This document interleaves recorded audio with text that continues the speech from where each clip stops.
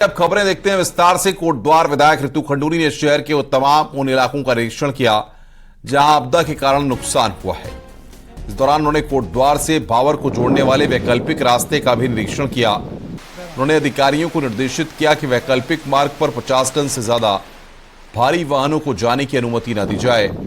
ऐसे में ज्यादा भारी वाहनों के कारण उस रास्ते के टूटने का खतरा बना रहता है।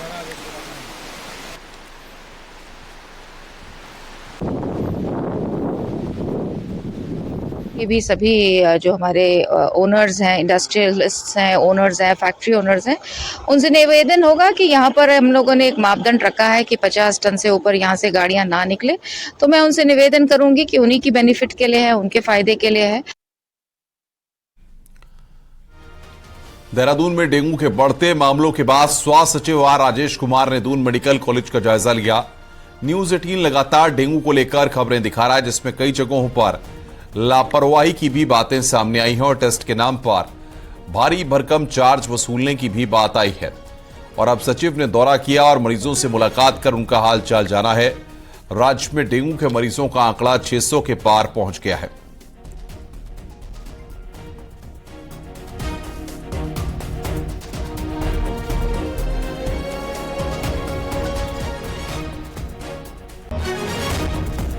एक अच्छी बात यह है कि सीवियर केसेस यहाँ पे कम हैं और जो नॉर्मल केसेस हैं उनकी संख्या थोड़ी थी यहाँ पे। तो जो डेंगू मैनेजमेंट करने के लिए जो हमें सावधानियाँ बरतनी है, इसके बारे में डॉक्टर साहिबानों से विचार विमर्श किया गया।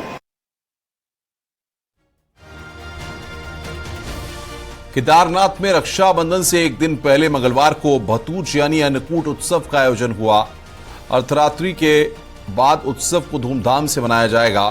केदारनाथ मंदिर को 15 कुंटल फूलों से सजाया गया। भतूज के दिन नए धान के चावलों का पका भोग भगवान को लगाया जाता है।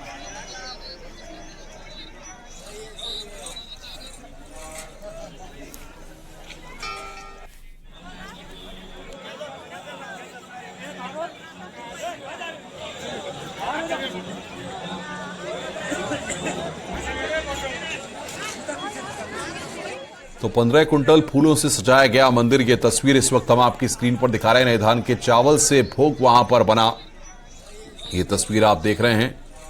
भतूज यानी अन्नकूट उत्सव का ऐसे में आयोजन किया गया। हर हर महादेव लिखे हुए फूलों की सजावट को आप देख सकते हैं।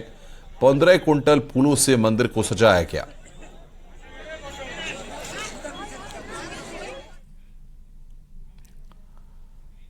अब कैंटोनमेंट बोर्ड के कानूनों से परेशान लोगों के लिए खुशखबरी है। केंद्र सरकार राज्यों के कैंटोनमेंट बोर्ड को स्थानीय निकायों के हवाले करने जा रही है। इसके साथ ही परिसंपत्तियों को भी निःशुल्क राज्यों को दे रही है। ये रिपोर्ट देखिए। देश भर में छावनी परिषद में रहने वाले लोगों को काले कानूनों से परेशानी होती है, जिसका रक्षा मंत्रालय ने समाधान निकाल लिया है। राज्यों से कई बिंदुओं पर सूचना मांगी है और जल्द ही स्थानीय निकायों के हवाले कैंटोनमेंट एरिया को किया जाएगा। इसके साथ ही करोड़ों की संपत्ति भी निःशुल्क राज्यों के हवाले की जाएगी। अब जब हमने कह दिया है तो कुछ उसमें शर्तें हैं। उन शर्तों के लिए अध्ययन चल रहा है और सारी सरकारों को कह दिया गया है कि आप अपनी अपनी रिपोर्ट से भेजिए।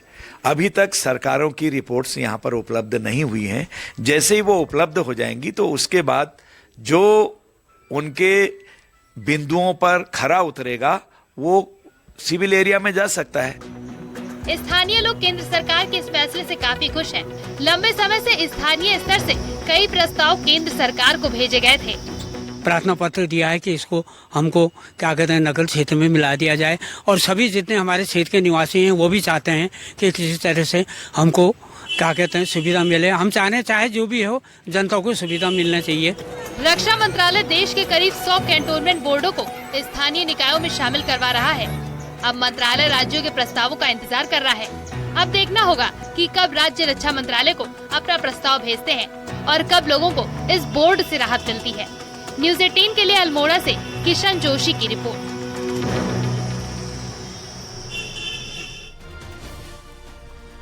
रुक रहे हैं यहां पर एक ब्रेक के लिए। ब्रेक के बाद खबरों का सिलसिला लगातार जारी है।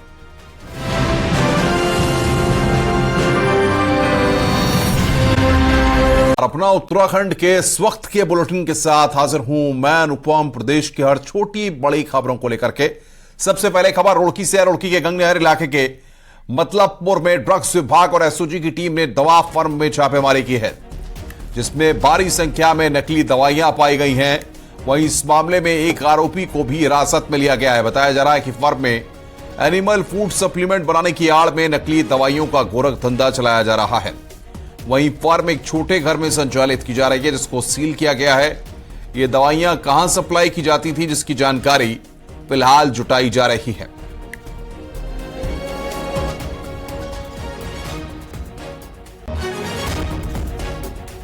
और यहाँ पर एक अमित धीमान नाम का एक व्यक्ति है, ग्राम मतलबपुर गंगनहर के पास, जिसके द्वारा जो है एक फर्म में दवाइयों का निर्माण किया जा रहा है, जो कि बिना लाइसेंस के है, लाइसेंस के पास है नहीं। और इसके पास से एंटीबायोटिक दो टाइप की दवाइयाँ निकली हैं अभी तक, और बाकी जो है इसके पास फूड सप्लीमेंट जो है एनिमल्स के बनाए जा रहे हैं।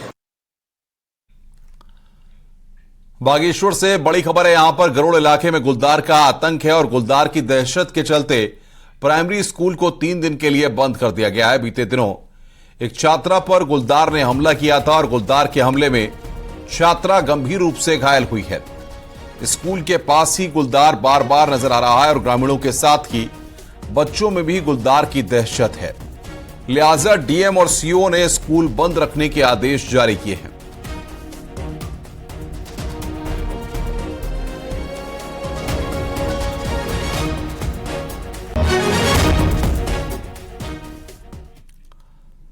राखी से ठीक पहले मोदी सरकार ने महंगाई से आम जनता को बड़ी राहत दी है।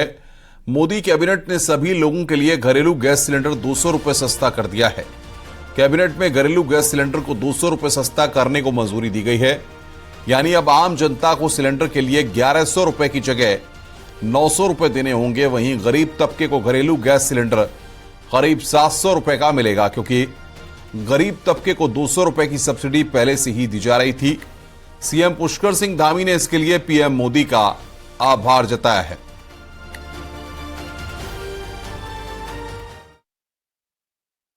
मैं हृदय से माननीय प्रधानमंत्री जी का उत्तराखंड की देवतुल्य जनता की ओर से धन्यवाद करता हूं, उनका अभिनंदन करता हूं कि उन्होंने रक्षाबंधन के इस पवित्र पर्व पर जहां उज्ज्वला योजना के धारकों के लिए 400 रुपये की सब्सिडी की है, वहीं घरेलू कनेक्शन में 200 रुपये की जो सब्सिडी की है, इससे सीधे सीधे देश के 33 करोड़ लोगों को लाभ मिलने वाला है। उनके जीवन में कहीं न कहीं सहायता होने वाली है। माननीय प्रधानमंत्री जी हमेशा वो काम करते हैं जिससे समाज में अंतिम छोर में रहने वाले लोगों को सीधे सीधे सहायता हो, सीधे सीधे उनके जीवन में उनको उसका लाभ मिले, उनके जीवन के उत्थान में, उनके जीवन के उन्नयन में लाभकारी हो। मैं आदरणीय प्रधानमंत्री जी का हृदय से धन्यवाद करता हूं कि उनकी इस योजना से निश्चित रूप से वो काम हुआ है जो लोगों को आवश्यकता है, और हमेशा वो देश के अंदर वो नीति और वो काम करते हैं जो लोगों की जिसकी आवश्यकता होती है। इस बार भी उन्होंने इस रक्षाबंधन के पवित्र पर्व पर यह काम किया है। निश्चित रूप से देश की बहनों को बहुत बड़ा तोहफा दिया है। राष्ट्रीय खेल दिवस पर उत्तराखंड की दामी सरकार ने राज्य के खिलाड़ियों को सौगात दी है। 14 साल से 23 साल के खिलाड़ियों के लिए मुख्यमंत्री प्रोत्साहन योजना का आगाज किया गया। इस योजना में 2600 खिलाड़ियों को हर महीने 2000 रुपए दिए जाएंगे और साल में एक बार 10,000 की प्रोत्साहन राशि दी जाएगी। साथ ही राज्य के खिलाड़ियों के लिए एसी बस और एसी ट्रेन में सफर करने के लिए छूट दी जाएगी। दून के महाराणा प्रताप स्पोर्ट्स कॉलेज में 200 बेड का हॉस्टल भी बनाया जाएगा। पिथौरागढ़ स्पोर्ट्स कॉलेज में भी 50 बेड का हॉस्टल तैयार होगा। खिलाड़ियों के दैनिक भोजन भत्ते को 250 से बढ़ाकर 480 किया गया है। देहरादून में धूमधाम से खेल दिवस मनाया गया। इस दौरान कई खिलाड़ियों को चेक भी बांटे गए। महाराणा स्पोर्ट्स कॉलेज में 200 बेड का छात्रावास भी बनाया जाएगा, जिससे कि वहां पर खिलाड़ियों को अब जो रहते हैं उनके लिए जो है रहने की कोई समस्या न बने। साथ में हरि सिंह थापा स्पोर्ट्स कॉलेज डेरू पिथौरागढ़ के खिलाड़ियों के लिए 50 बेड का छात्रावास का निर्माण भी कराया जाएगा। बागेश्वर उपचुनाव में कांग्रेस को मजबूत करने के लिए पूर्व सीएम हरीश रावत बागेश्वर पहुंच गए हैं। हरीश रावत ने गरुड़ में एक सभा को संबोधित किया और प्रत्याशी बसंत कुमार के लिए वोट मांगे। हरीश रावत ने कहा कि सरकार में विकास की गति रुक गई है। उन्होंने उपचुनाव में कांग्रेस की जीत का दावा किया।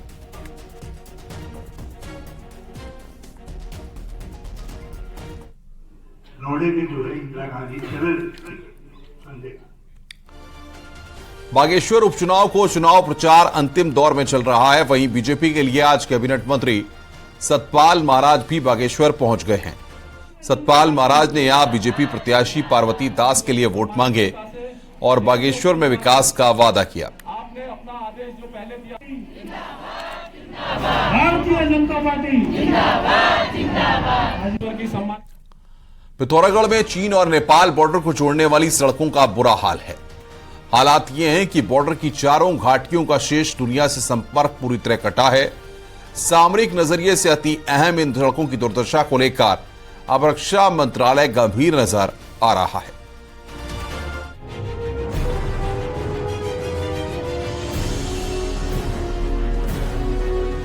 चीन और नेपाल बॉर्डर पर लिपुलेख तक रोड बनाने पर बीआरओ ने भले ही जमकर वाहवाही लूटी हो, लेकिन बरसात में इस रोड की दुर्दशा ने बीआरओ की पोल खोल कर रख दी है। लिपुलेख रोड के अलावा दारमा, चौंदास और मिलम घाटी को जोड़ने वाली सड़कों का भी यही हाल है। हालात तो ये है कि बीते 3 महीनों में लिपुलेख रोड 90% मौके पर लैंडस्लाइड के कारण बंद ही रही है। बॉर्डर की इस रोड में लगातार हो रही लैंडस्लाइड के कारण आदि कैलाश यात्रा को भी स्थगित करना पड़ा है। रोड की बदहाली से जहां बॉर्डर के हजारों लोग परेशान हैं, वहीं सुरक्षा बलों को भी खासी दिक्कतों का सामना करना पड़ता है। दारमा, चौदास, ब्यास का जो सड़क है या हमारा मल्ला जोहार का सड़क है, यहाँ पे बीआरओ के द्वारा काम किया जा रहा है और हैवी ब्लास्टिंग यूज किया जा रहा है, जिससे कि आप जानते हैं कि चमोली से लेके जोशीमठ से लेके धारचूला तक ये हिमालय एक ही है और ये अभी अपने आप में परिपक्व हिमालय। लिपुलेख के अलावा मिलम बॉर्डर को जोड़ने वाली थल मुंसियारी और जोलजिबी मुंसियारी रोड का भी बुरा हाल है। रोड के बंद होने से इन इलाकों में जरूरी चीजों तक का संकट खड़ा हो गया है। मुंसियारी को जोड़ने वाली दोनों अहम रोड बीते 14 दिनों से बंद पड़ी हैं। बॉर्डर की इन सड़कों का जिम्मा केंद्रीय एजेंसियों के पास है। ज्यादातर सड़कों की देखरेख जहां बीआरओ करती है, वहीं दारमा घाटी को जोड़ने वाली रोड सीपीडब्ल्यूडी के हवाले है। बॉर्डर रोड्स की दुर्दशा पर अब रक्षा मंत्रालय भी गंभीर नजर आ रहा है। मंत्रालय ने सभी एजेंसियों को सख्ती के साथ सचेत किया है। पक्का ट्रीटमेंट करने के लिए लगातार हमारे जो एजेंसीज काम कर रही हैं, बीआरओ है और अन्य एजेंसीज भी जो वहाँ पर हैं, लगातार उसमें विश्लेषण भी होता है, अध्ययन भी होता है और जैसे आगे के लिए ऐसी घटनाएं ना हो तो उसके लिए भी हम कोशिश करते हैं। इन सड़कों को सुधारने के लिए कार्यदायी संस्थाओं को 100% से भी ज्यादा गंभीरता दिखाने की जरूरत है, ताकि देश की सुरक्षा पर कोई आंच न आए और बॉर्डर के लोग भी बाकी दुनिया से जुड़ सकें। किशन जोशी के साथ पिथौरागढ़ से विजयवर्धन उप्रेती की रिपोर्ट। और आइए अब देखते हैं पहाड़ की 10 बड़ी खबरें। पहाड़ टॉप 10। विकासनगर की सेलाकुई पुलिस ने 600 ग्राम से ज्यादा के गांजे के साथ एक महिला तस्कर को गिरफ्तार किया है। टिहरी के भदूरा पट्टी के गांव में गुलदार की दहशत अभी भी बनी हुई है। हालांकि गुलदार को मारने के आदेश जारी किए जा चुके हैं। पौड़ी के डीएम ने राजस्व विभाग और नगर निगम को निर्देश दिए हैं कि वो अतिक्रमण के मद्देनजर सरकारी भूमि का सत्यापन करें। रुद्रप्रयाग जिले के कई इलाकों में एनएच के किनारे अतिक्रमण हटाया जा रहा है, जिससे नाराज व्यापारियों ने डीएम के जरिए सीएम धामी को ज्ञापन सौंपा। विकासनगर पुलिस ने वाहन चोर को गिरफ्तार किया है, जिसके पास चोरी का एक पिकअप बरामद किया गया है। उत्तरकाशी के नौगांव सामुदायिक स्वास्थ्य केंद्र में एक महिला ने 3 बच्चों को जन्म दिया। तीनों बच्चे और मां स्वस्थ हैं। रुद्रप्रयाग में मेरी माटी मेरा देश कार्यक्रम के तहत विधायक शीला रानी रावत ने ऊखीमठ से जनता मिलन कार्यक्रम का आयोजन किया। नैनीताल विधायक सिरतार ने सेना के जवानों के साथ राखी मनाई और कई महिला कार्यकर्ताओं के साथ जवानों को राखी बांधी। टिहरी में राष्ट्रीय खेल दिवस पर अलग अलग ब्लॉक में खेल प्रतियोगिताएं आयोजित हुई और खिलाड़ियों को सम्मानित किया गया।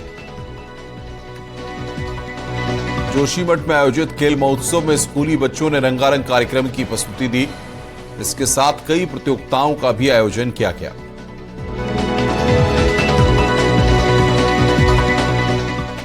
और आइए अब खबरें देखते हैं विस्तार से। कोटद्वार विधायक रितु खंडूरी ने शहर के तमाम उन इलाकों का निरीक्षण किया जहां आपदा के कारण नुकसान हुआ है। इस दौरान उन्होंने कोटद्वार से भावर को जोड़ने वाले वैकल्पिक रास्ते का भी निरीक्षण किया। उन्होंने अधिकारियों को निर्देशित किया कि वैकल्पिक मार्ग पर 50 टन से ज्यादा भारी वाहनों को जाने की अनुमति न दी जाए। ऐसे में ज्यादा भारी वाहनों के कारण उस रास्ते के टूटने का खतरा बना रहता है।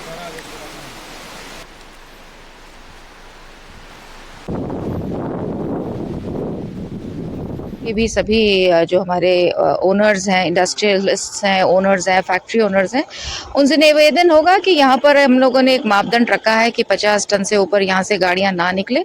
तो मैं उनसे निवेदन करूंगी कि उन्हीं की बेनिफिट के लिए है, उनके फायदे के लिए है। देहरादून में डेंगू के बढ़ते मामलों के बाद स्वास्थ्य सचिव आर राजेश कुमार ने दून मेडिकल कॉलेज का जायजा लिया। न्यूज 18 लगातार डेंगू को लेकर खबरें दिखा रहा है, जिसमें कई जगहों पर लापरवाही की भी बातें सामने आई हैं और टेस्ट के नाम पर भारी भरकम चार्ज वसूलने की भी बात आई है।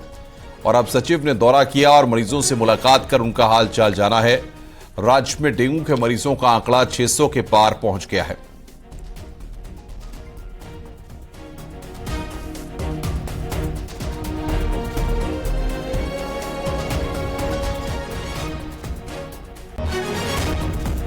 एक अच्छी बात यह है कि सीवियर केसेस यहाँ पे कम हैं और जो नॉर्मल केसेस हैं उनकी संख्या थोड़ी थी यहाँ पे। तो जो डेंगू मैनेजमेंट करने के लिए जो हमें सावधानियाँ बरतनी है, इसके बारे में डॉक्टर साहिबानों से विचार विमर्श किया गया।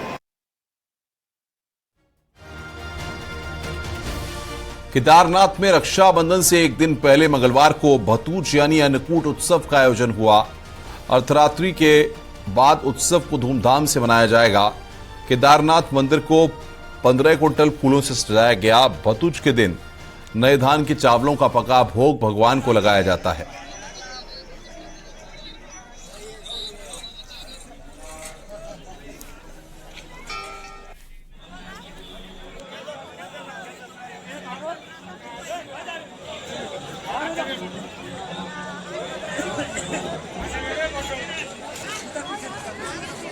तो 15 क्विंटल फूलों से सजाया गया मंदिर। ये तस्वीर इस वक्त हम आपकी स्क्रीन पर दिखा रहे हैं। नए धान के चावल से भोग वहां पर बना, ये तस्वीर आप देख रहे हैं। भतूज यानी अन्नकूट उत्सव का ऐसे में आयोजन किया गया।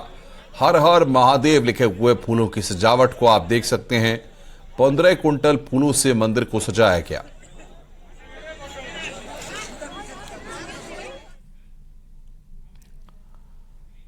अब कैंटोनमेंट बोर्ड के कानूनों से परेशान लोगों के लिए खुशखबरी है। केंद्र सरकार राज्यों के कैंटोनमेंट बोर्ड को स्थानीय निकायों के हवाले करने जा रही है। इसके साथ ही परिसंपत्तियों को भी निःशुल्क राज्यों को दे रही है। ये रिपोर्ट देखिए। देश भर में छावनी परिषद में रहने वाले लोगों को काले कानूनों से परेशानी होती है, जिसका रक्षा मंत्रालय ने समाधान निकाल लिया है।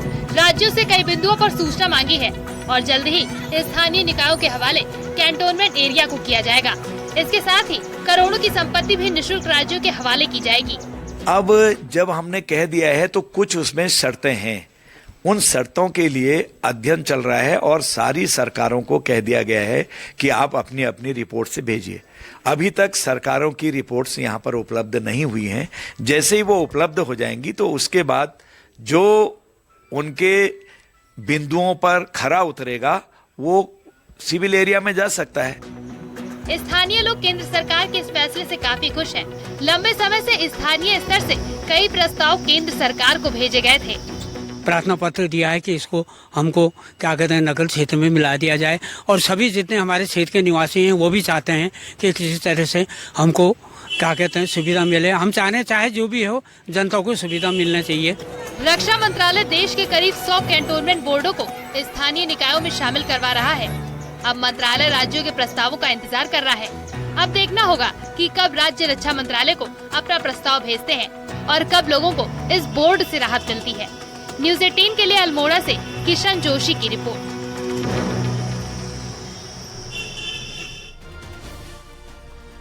रुक रहे हैं यहां पर एक ब्रेक के लिए। ब्रेक के बाद खबरों का सिलसिला लगातार जारी है।